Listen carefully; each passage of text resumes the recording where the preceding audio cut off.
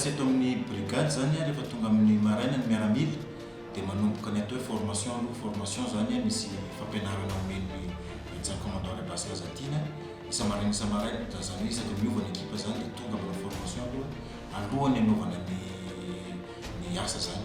Ny asa le mandray appel moa zany misy briefing kely koa ataoko tsindray zany le briefing hoe zao indray ny fomba fiasantsika androany dia zay vao mandeha le formation. Ny formation dia ahafahana manao investigation sy manao transfert sy manao test zay le izy zany hoe karazana atao hoe drill raha azo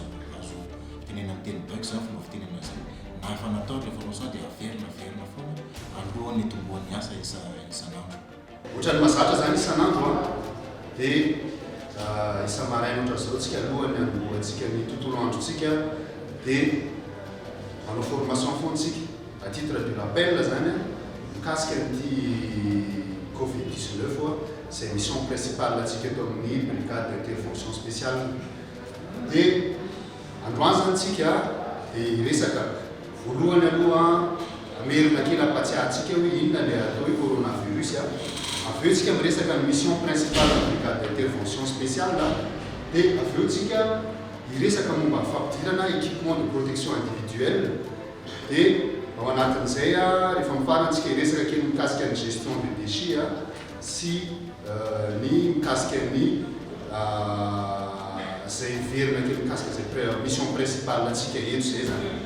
ka voalohany efa fantatsika rehetra miresaka kely mikasika ny atao rappel tsika hoe inona moa le atao hoe coronavirus atao hoe coronavirus da resantsika ihany mandritran'izay formation ataontsika isanandro eto dia izy io dia virus mahatonga anazy hoe coronavirus dia izy sous forme na courant nous dia rappel foana ny antsika hoe le aretina atao hoe Covid-19 fa le virus atao hoe SARS-CoV-2 ary le lazaiko anareo rehefa fantatsika ahoana ny fomba fifindrany dia fantatsika hoe ahoana ny fomba iovateny ao anatin'le izy zany hoe io zany mifindra amin'ny alalan'ny gouttelette hitantsika amin'ny sary ina le gouttelette pitsotrora io ny tanana zay mikasikasika zavatra iny zany raha misy virus dia mety amindra koa isika raha iny tanana iny sanatrika mikasika ny vava na orona na maso